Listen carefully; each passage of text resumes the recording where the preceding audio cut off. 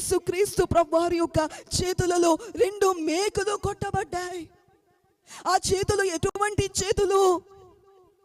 మనము లూకా సువార్త 13వ అధ్యాయము 13వ వచనములో చూస్తే 18 సంవత్సరముల నుండి నడుము వంగిపోయి ఎంత మాత్రము చక్కగా నిలవబడలేని బలహీనత పడిన ఒక స్త్రీ ఆమె మీద చేతులుంచగా, యేసుక్రీస్తు ప్రభువారు చేతులుంచగా ఆమె స్వస్థత నొందింది.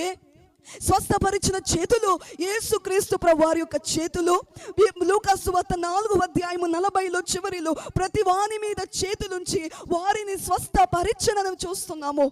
అలాగే చిన్న బిడ్డలను ఎత్తుకొని కౌగలించుకున్న చేతులు, వారిని ఆశీర్వదించిన చేతులు, గుడ్డి వారి మీద చేతులుంచి స్వస్థపరిచిన చేతులు,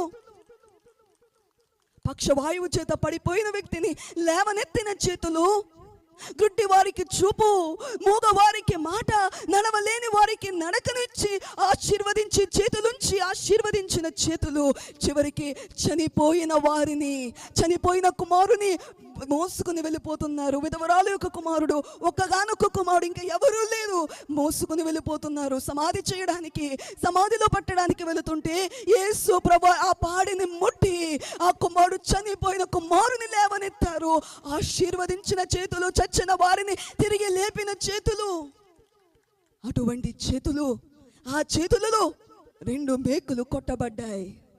ఇక ఆశీర్వదించలేరు ప్రభువారు, ఇక స్వస్థపరచలేదు ప్రభువారు అని అనుకున్నారే, కానీ ఆ చేతులు ఈ రోజుకి మన అందరి పైన చాపబడిన చేతులు, అందరిని ఆశీర్వదించుచున్న చేతులు.